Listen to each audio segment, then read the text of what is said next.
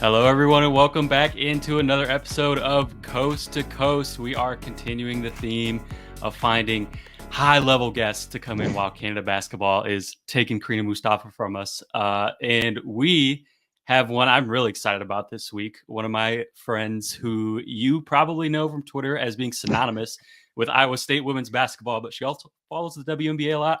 So we're going to talk about that. Jamie Steyer Johnson. Jamie, I'm pumped to have you on the show. Welcome.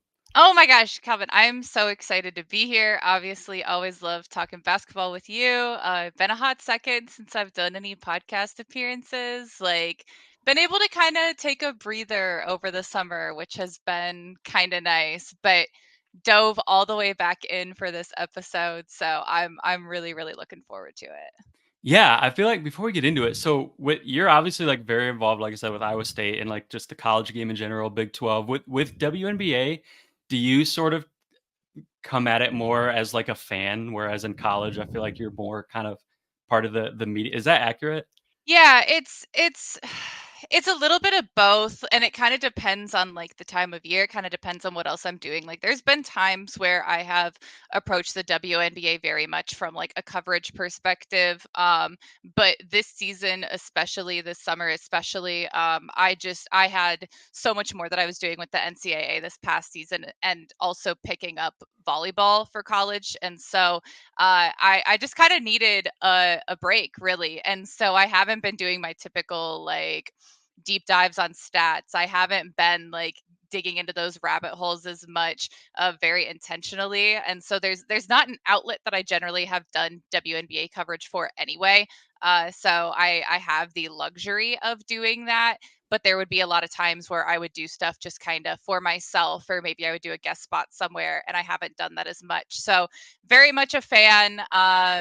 Very much a just fan of the game as a whole. And the other thing I've been able to do is, since I'm not focusing as much on like the league from a coverage perspective, I've been able to do a little bit more of that like mental comparison between college and the WNBA, and focus on that some, so that it's more like prep for the upcoming season. And so I've got a lot of that bouncing around. I've got a lot of comps, especially for my ISU girls, but across the league and across the country. So it's been very refreshing. It's been very fun. Yeah, well, that's perfect because the first player we're going to talk about was in college a couple months ago, and we're just getting to see now how her game is translating right away. So let's just start off with we're going to talk all about the posts on this podcast, and we have to start with Angel Reese because so Karina always does like the when she's on here like the headline of the week she calls it. So I feel like the headline of the week this week was that Angel Reese over the weekend. I'm sure everyone listening saw this, broke the record for double doubles in a row. Not the rookie record, the straight up record. Candace Parker's record had 12 in a row. Angel got her 13th over the weekend and counting. Obviously, she has been a monster on the boards. She's on pace for some other records too. Sylvia Fowles has the record for total rebounds and average 11.88 rebounds per game in 2018. Angel is currently at 11.85. They're decimal points away right now. And of course, they played 34 games that year. Now they play 40. So Angel is going to break that total rebound record.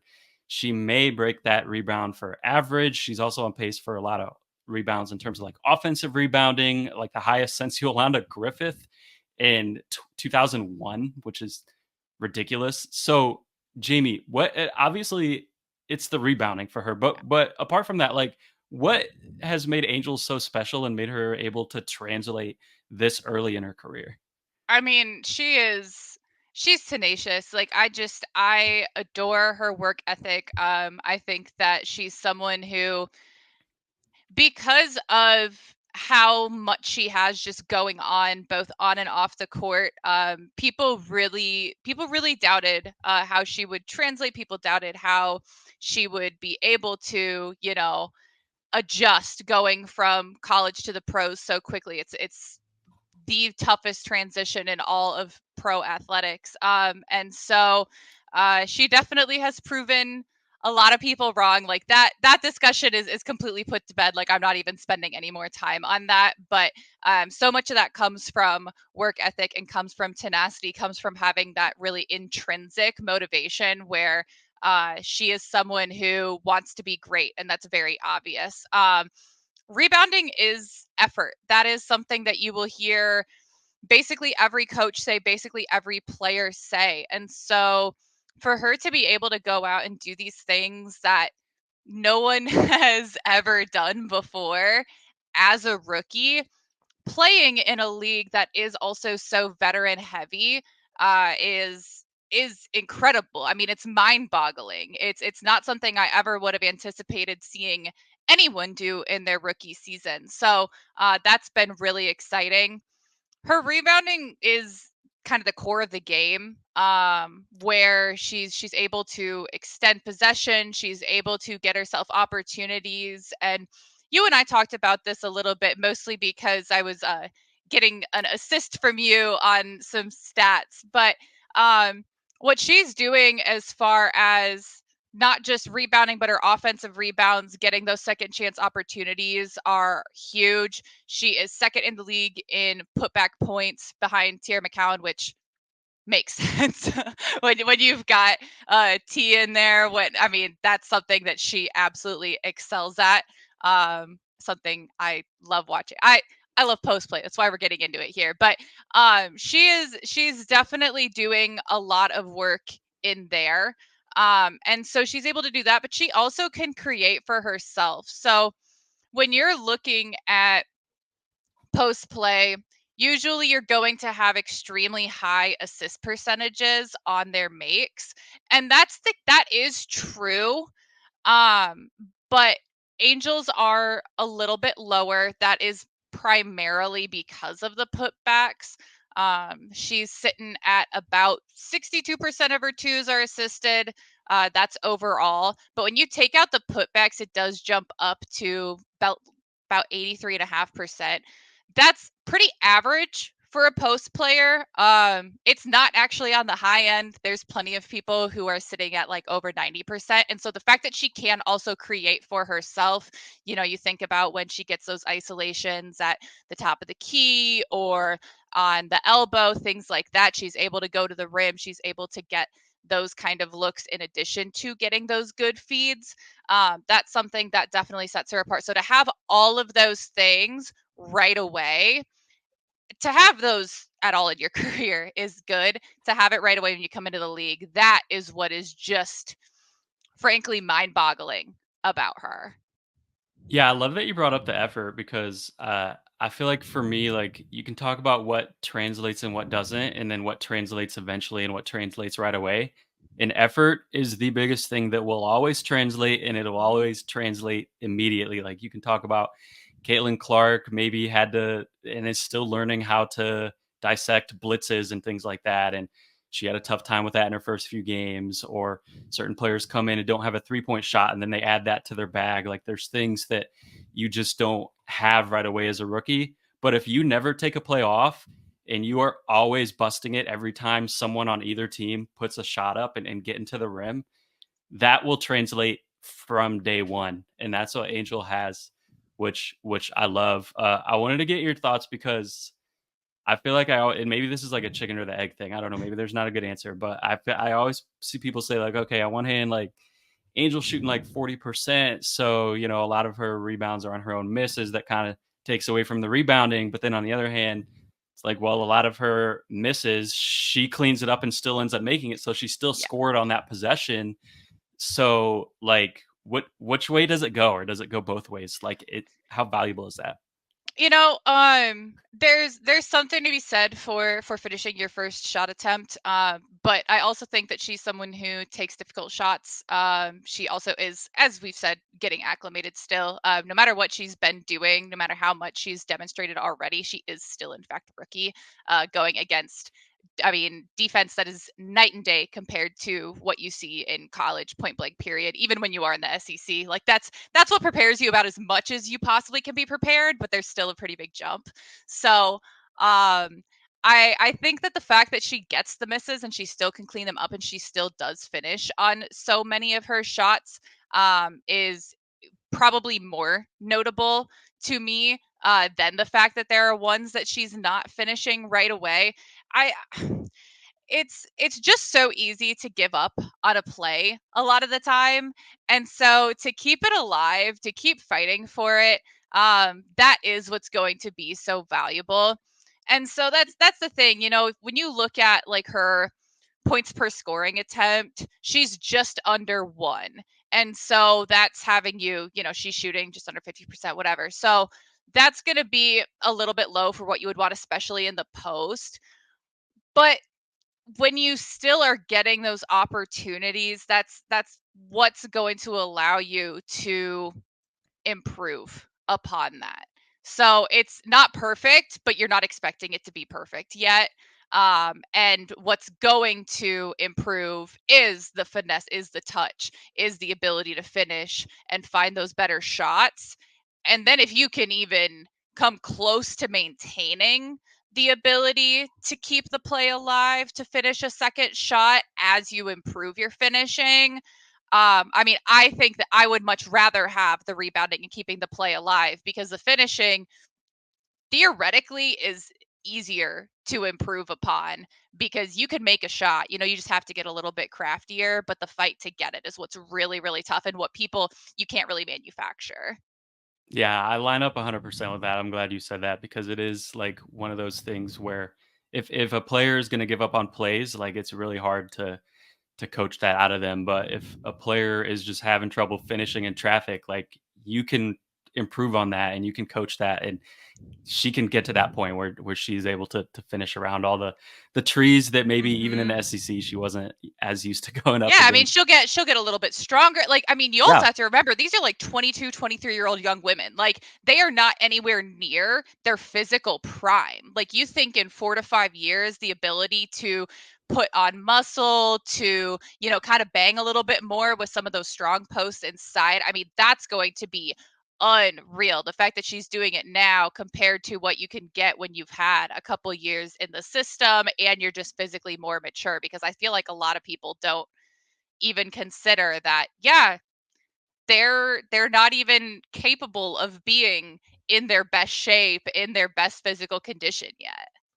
Yeah, 100%. And she stepped out and hit a couple threes the other day. So if Oh she my starts adding gosh. that, I mean, forget about it. like, game over at that point. Yeah. Like, what do you even do? I've said this a lot recently about some different players, especially during the college season, but like there's so many people these days that you look at and you're like, how do you guard that, for a multitude of reasons. Obviously I'm covering like Audie Crooks, which is a different kind of how do you even guard that, but for Angel, with her athleticism, with what she can do, if she's also stepping out and you have to guard her on the perimeter, you're going to have to make some really, really difficult decisions, because she can put the ball on the floor. She does have a good first step and she can freaking pass too. So, like, I mean, I love it. I absolutely love it.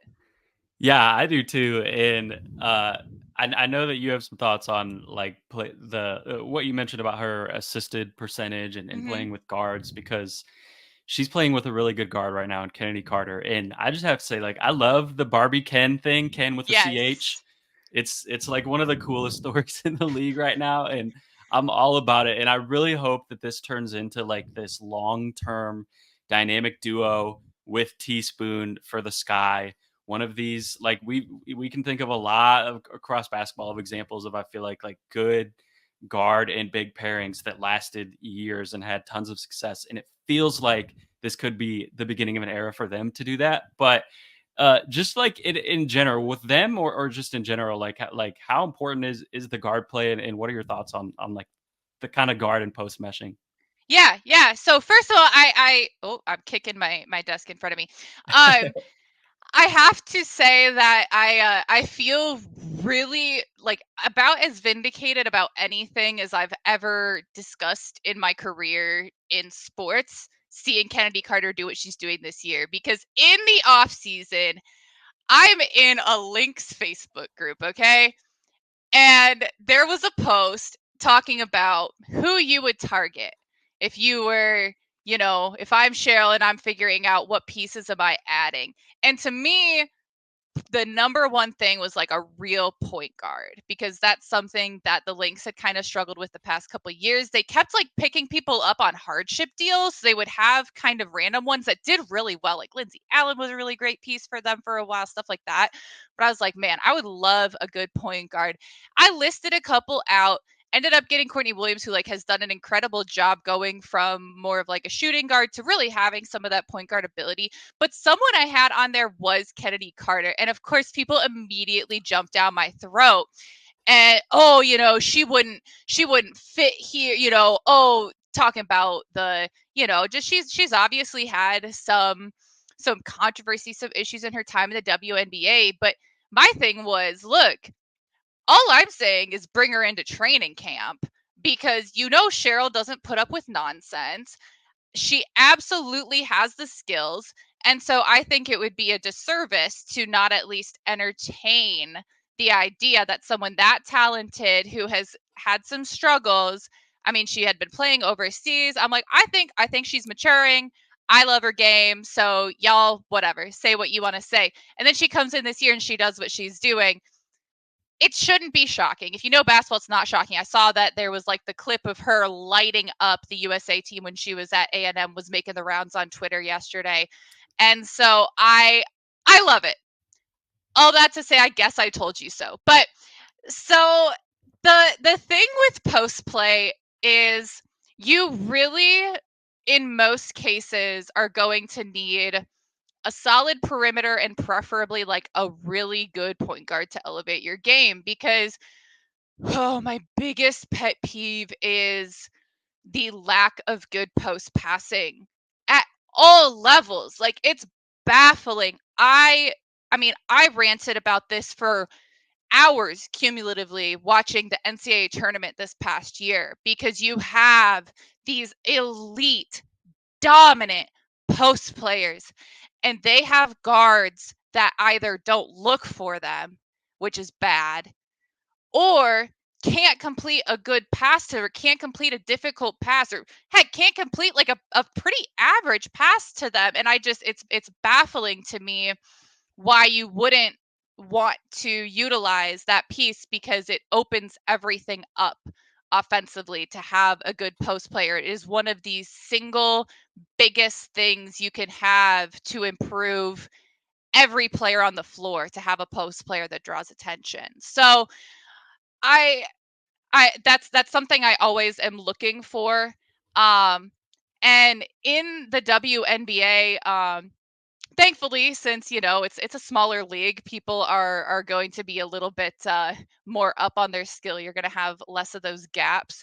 That's really big. But when you look at these numbers, I dug into them a little bit, because Her Hoop Stats has one of their new things, their beta testing. Oh, I was so happy, because I have a site I use for NCAA for assist numbers, and when I saw that y'all had added this, I was like, oh, thank goodness, I've got it. So your best post players in the league generally are going to have a really strong connection with their point guard. So if you look at Asia Wilson and Jackie Young, Asia has assisted Jackie 24 times this season, and Jackie's assisted her 61 times. Like, that's a very frequent back and forth. And the key is that it's not just going inside, it's that it's coming back out as well. And so when you think about that in like a gameplay perspective, what that would imply is you're having some two-man opportunities. Maybe you have the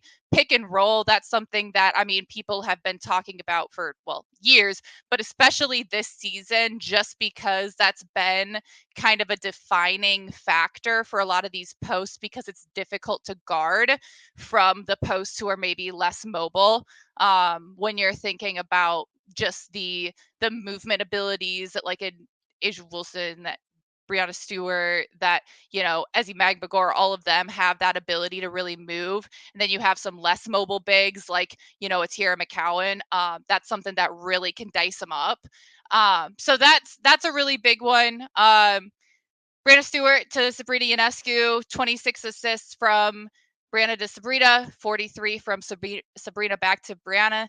And then actually, Jonquel and Sabrina have a really strong connection as well. So 19 from Jonquel back to Sabrina and 56 from Sabrina to Jonquel. So, like, I really wanted to highlight that because for Sabrina Ionescu to have that strong of a connection to two post players on her team that are frequently in at the same time, I think that highlights the strides that she's made as a distributor in the league. Like, she's always been a good passer, but it's her decision making has been so good, and she's gotten her game to be balanced enough where she's more of a threat, not just from the perimeter, but also driving, where then she can dump it off. She's just way more effective as a scorer. Like, that's just one of many things that this year I feel like she has really, really improved upon. And I see it mentioned some, but I don't think that she's getting enough credit because of how much hype she's gotten previously, where okay, now she deserves more of the hype that she's gotten in the past, right? Like, can we find any sort of balance ever? But she's been so impressive. And then the pair that I know I would be uh really really respectfully questioned about if I didn't mention was Aaliyah Boston and Caitlin Clark. And the Respectfully. the player whose name I try to keep out of my mouth because I can't say a single thing without people. Well, you're a Cyclone, so please, like, I feel like I've earned the fact that, like, I can be pretty unbiased. I back up what I'm talking about. So if it's ever any ounce of critique, usually I have rationale behind it. But again, I digress. Um, they're kind of interesting because Caitlin has assisted Aaliyah 53 times this season, which is really good. There's only 7 from Aaliyah back to Caitlin, which, like, I can hear the talking points now. But to me, I think that a lot of that has to do with the fact that Aaliyah gets the ball really late in the shot clock. I don't know if this is something you've noticed with the Fever, and it's gotten a little bit better recently, but they would go through so many options, and then at the end they'd say, "Ugh, nothing's worked." Well, Aaliyah, time for you to figure it out. And she'd get the ball with 2-3 seconds left and have to try to just put something up. And so I think it's improving. I hope by the end of the season that's not like a consistently noticeable pattern, because I think that that's, first of all, kind of unfair to her, but also just kind of stagnant on offense just to toss it around the perimeter or dribble it around and then dump it in at the very end. The best offense is when you're feeding, you're kicking it back out, you're feeding, you're kicking back out. And so I think that's something that they're continuing to improve upon. But that's kind of the thing that I think is that's not the reason why they've struggled at points, but it's kind of an indicator of what they have to improve upon. Aaliyah also has a fairly low assisted percentage. She's only got about 63% of her shots are assisted on. Some of them are putbacks, but she also has, without the putbacks included, she has a fairly low percentage. So she's really solid at creating for herself. But I would like to see a little bit better of the ball movement there. And then just to highlight again how different Angel is, like the strongest connection she has is actually with Marina Mabry, and that's she's got 12 assists to Marina and 18 from her. So she's getting more of her assists from all different places, but also she's assisting nearly as much as she's receiving from someone, which I think is a product of how they do move the basketball. And that's why we're seeing the improvement we're seeing in the Sky, because that's not even to get into the fact that they've got Camilla back. And so that changes everything as well to put Angel more at the power forward. Love that dynamic. Saw some really, really good numbers the other day on how positively they impact each other being on the floor at the same time, how, like, they don't take away anything from each other statistically speaking. And I thought that was just so cool, because a good post duo, oh, there's very little better. Yeah, and to me, like, that's another thing that Angel has already kind of gotten better, is gonna continue to get better, is, like, the passing off of those offensive rebounds, because I Mhm. think that's where a lot of her assists can continue to come is when she gets a board because she gets 4, 5, 6 of those a game, and there's a huge crowd down there. There's always somebody open. But yeah, I to your point on the fever, I have noticed that too, and it's definitely not fair to Aaliyah, and it's also the number of 7 assists to Caitlin Clark is definitely misleading too because she's not a black hole like by any stretch. She has 19 assists to Kelsey Mitchell, and I feel like a lot of Mhm. those are again, like you said, later in the clock when the first action breaks down, they kind of like reverse sides, and then it's like a handoff to Kelsey, and then Kelsey will Mhm. go make a play or whatever, and Aaliyah's picking up a lot of assists on that type of thing. So. I mean, yeah, definitely, she has improved as a passer too. I even think since just her rookie of the year campaign.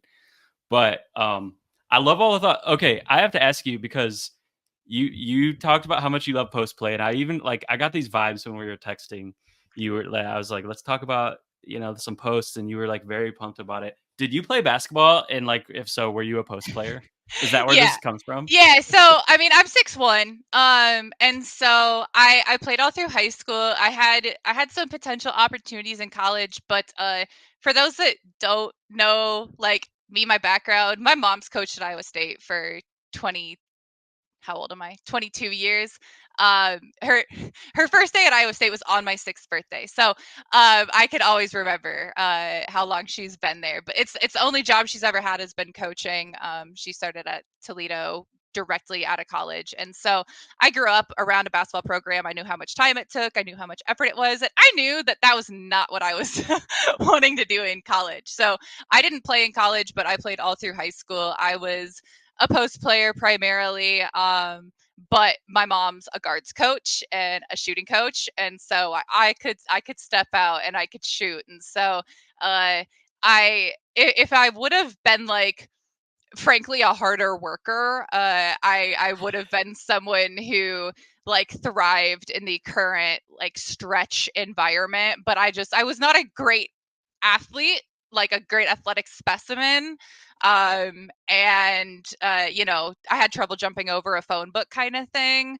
But yeah, I was a post player. I love post play. I think it's absurdly underrated. People who try to say that post play is dying because of the positionless basketball are dead wrong. It just means everyone should know how to post up. Like you saw Kennedy Carter do it on Caitlin the other day and thrive. Like everyone needs to know to post up. So yeah, I am a huge proponent of good post play, even if it's coming from a guard. I honestly love that almost just as much. I love that too. I love the mismatches. That's what positionless is for me. I agree. It's not like there's no such thing as different positions. It's like you the best players are versatile and can do different things on the court now. Even if you are a guard, you can post up. I We have another post player to talk about that made some news this past weekend as well. And the best player in the world, Asia Wilson, is now the Aces all-time leading scorer. We knew this was coming. I love what Chelsea Grace said in her press conference. She was like, it's we always appreciate people when they retire and we talk about their legacy and all this stuff and their greatness, but like we really need to appreciate it in the moment. Like the greatness Mhm. that we are witnessing, that I am playing with, that you are all watching right now at this exact moment in time. We need to just stand in awe of it. Like, is it even possible to appreciate Asia enough right now, what she's doing in the moment? No, I mean, that's first of all, of course it would be Chelsea Gray who like puts it so beautifully. Like I will like make another digression that Chelsea Gray is my favorite player I don't personally know. I am obsessed with her. I am obsessed with her game. Yeah, I absolutely adore her and like everything she is as a player and everything I've heard about her as a person. So love that. But Asia, I mean, I think, like I said, like post play, I think is really underrated in general. So that's going to kind of have you at a little bit of a disadvantage to begin with. I don't know exactly what it is. I don't know if it's because people are so obsessed with like the drama of a deep shot or if it's so much of, okay, who has the ball in their hands the most. But it's tough. Like when you look at the win shares in the WNBA right now, 9 of the top 10 players are all front court players. Like, you've got Nafisa Collier, you've got AT, you've got Dewana. Like, those three are more, flexible, but they're still a front court player. And then the other six are going to be like actual post players. So that's I think that that's overlooked a lot, how much having a really solid post player elevates your team, elevates your game, like I was saying, and how much that's going to pick you apart if you yourself do not have a good post player on your team, at least a defender, at the very least a defender. But Asia Wilson,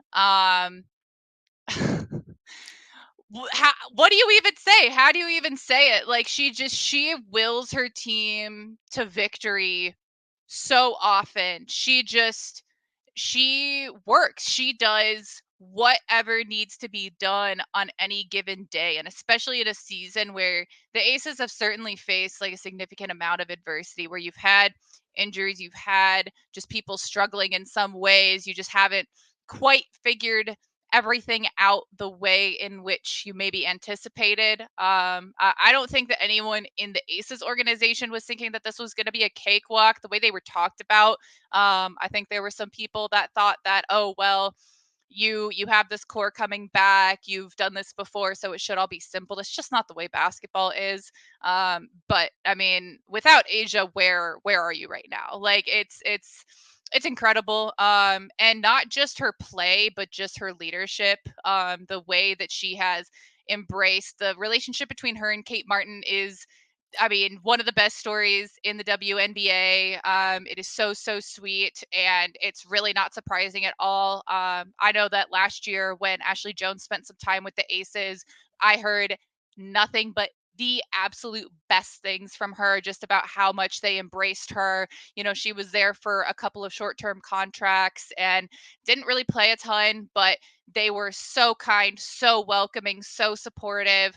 And I have no doubt that they would continue to be that if she needed anything from them. From what it sounds like, they were just a terrific, terrific resource. And so that they would do that for a new rookie is certainly unsurprising. But it's just it's unbelievable. Like, just to see the way she continues to elevate her game from already being the best player to, well, but there's more I can do. Like, that's always seems to be her mindset is, well, but I'm not perfect. No one's perfect. No one's going to achieve that. So what can I add, to continue to extend her range out to the perimeter, to continue to improve her ball handling skills so that she's turning around and she's the one pushing the ball in transition, making a really good pass. And especially with the time where Chelsea was out, to have her able to kind of extend there was absolutely huge. And I mean, it frankly is incredible, and I'm glad that people talk about her. I'm glad that people recognize that she is by far the front runner for the MVP race. But yeah, I don't think there's enough context given, especially for people who really don't know a whole lot about the history of the league. Like, it can be really difficult to understand, like, even for me, who's been watching for a number of years, but I really didn't follow it growing up, even being in the kind of family that I am. I still find myself learning more and more about just how absurd what she's doing is. And then when you watch, it's mind boggling. Like, she mostly doesn't have, like, an off night for her is like really a solid night for anyone else. And the fact that she is, still just 27, the fact that she is still fairly early on in her career for what we know WNBA players are potentially able to do, is what really just, for trying to understand what she's doing right now, for trying to give her the credit that she deserves right now, and then to understand that we better start getting it right, because it's only going to get crazier. Because I mean, she's gonna keep playing. It's wild. And man, I think the Olympics will be good too, for showing a little bit more of, all right, this is a big stage, this is a big opportunity, this is against, the best players in the world in, other countries, things like that, just to show exactly how crazy what she's doing is. Yeah, and I think the context thing you mentioned is like a huge thing that I've been trying to kind of wrap my mind around because like I've been following for 6 years now. And so like I have a little bit of perspective, but there's so many like amazing historical players that yeah, I kind of missed out on live. Mhm. And like currently, like I always look at things through somewhat of a statistical lens and somewhat of a like eye test watching ball, knowing ball lens. But when it comes to players from like 20 years ago, like I'm mostly just kind of relying on stats for my Right. context because like other than Mark Schindler, I don't know anyone in the world who has time to go back and watch like hours of film from like the Cleveland Rockers in the 2000s or whatever. My Rockers. Probably the first W game I ever went to. Don't Oh quote me yeah? on that, but oh yeah, we're tight with Dan Hughes. I was coaching him, so yeah, definitely would have been an early one. I've got a pennant I need to put up in my office here Oh, somewhere. that would be a perfect pod background, I feel like, I next know. time. See, I rearranged my whole office, and so I have the wall behind me now, but I haven't filled it yet. So we'll get there next time. That's the first thing that needs to go up, the Cleveland Rockers pennant. I love it. Um, yeah, I just think like for me, like when I'm trying to put Asia's season in the context of like historically, like from before I was watching, I'm looking more at like stats than eye test at that point because I didn't watch a lot of these players. And like I can go back and watch some, like I said, but it's not going to be the same. And especially like highlights or highlights, it's not the same. So, but obviously Asia has some historical stats when you look at the context. Like she's on pace to set the scoring average record, 27 a game. She's one thing that I've talked about before on pods that I don't think she ever gets enough credit for is never ever turning the ball over, despite someone who Yes. always has the ball in her hands and someone who in theory probably should be turning it over at least once a game just on a charge just from the way that Mhm. she scores, but her turnover rate is below 7%, which has never happened in this league for someone with a usage rate as high as hers. So there's all these historical numbers, but, like, I don't know how long you've been following. Like I said, for me, it's been, like, 6 years. I know with your mom, I'd you've be been following about in college the forever, same. but Yeah, it would have been about like when Bridget got into the league that I really yeah. started watching a Okay. lot. Yeah. Okay, yeah, I was gonna ask you, I don't know if you have any, like, different context for it then, but, like, where do you have, like, any way to kinda put her currency even, like, if you forget about her rings and her MVPs and her career, Mhm. which is building towards GOAT status, in my opinion, Oh yeah. just like her current season, like, the context of where this fits historically in the WNBA. I mean, it's really hard because she's such a unique type of player where she is like an elite post presence, but she has continued to extend her skills, like I said, out to the perimeter as well. So with her size, with her athleticism, there's very few people who have ever been capable of even doing the breadth of things that she's capable of doing well. You know, there's people who are gonna step out and they're gonna launch a couple shots or they're gonna make a couple maybe ill-advised passes that work out well. Um, but to be a legitimately good option in all of the ways in which she is a legitimately good option, where she's a great rebounder, where she's a great passer, where she can put the ball on the floor and she can finish, or she can dish it off, or she has that little mid-range jumper that I mean feels like it really always goes down right around in the lane. I mean, that is just I have a really hard time thinking of anyone similar. Like it's almost like if Alyssa Thomas still had use of her shoulders and like had a little bit more of like an extended range, and so you would have that kind of point forward sort of player where she is such a great passer but she has more of that threat on the outside. That's the only like current player I can think of that has anywhere close to physically similar capabilities where she is really strong and solid. But I mean Asia's even bigger than AT, so it's I mean that's the only like and that's the closest comparison, and there's like multiple massive caveats to that, right? So it's just it's really really crazy. Like it's a combination of so many players who have done really great things but put into one. Like it's your super soldier. It's I mean, it's incredible. It's just so fun to watch. Like when someone can take over the game in the way that she does, like just look me in the face and tell me women's basketball isn't entertaining with that. Like you can't. It's incredible.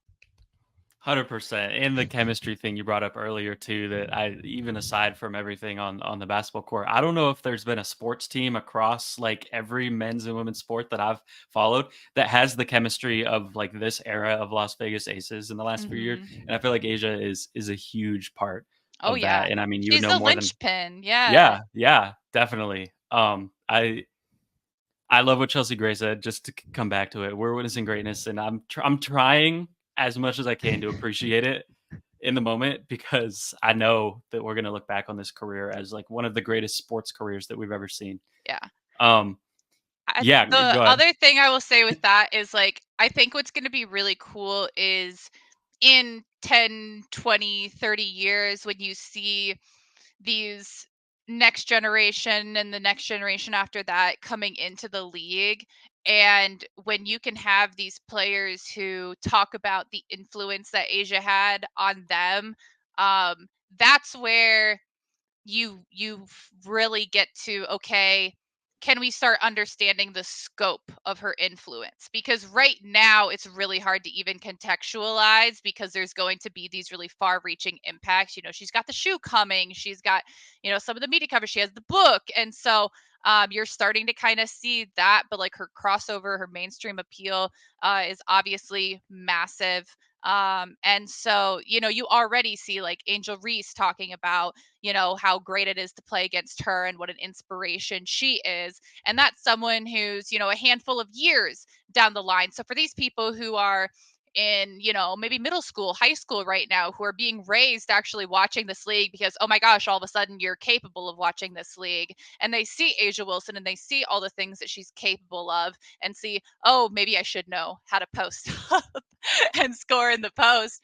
But to then hear down the line from, you know, in 10, 15 years, you're going to have the MVP who's talking about the influence that someone like Asia Wilson had on them growing up and developing. And shoot, they might be still playing against Asia at that point, but you're going to see, you're going to hear about that influence. And that's what I think, if you're trying to really, really broaden the scope, is so exciting to know that, well, we can do our best, we can give her credit now, we can talk about her now, but down the line, the things that you're going to hear, because what you already hear from, you know, young women, young girls, especially, you know, your young black girls who haven't seen a lot of really great coverage of these incredible role models, to see, all right, we're getting some coverage and what a person to cover.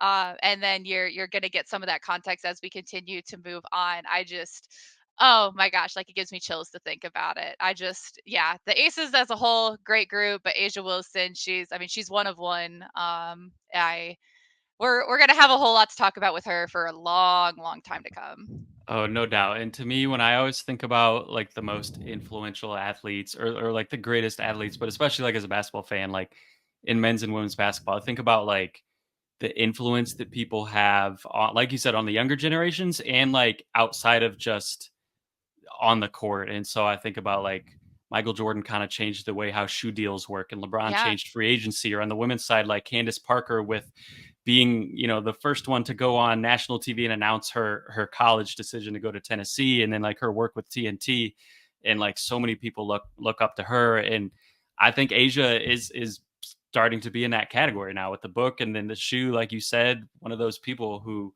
we look back on her greatness. It wasn't just what she did on the court; just completely changed so many aspects and inspired so many people. Um, which is just so cool to kind of be along for that ride in real time as a fan. yeah, Um, yeah. Try to follow it all because there's so much to wrap your head around, but it's like I want to be able to remember this when people are talking about it yes, down the road.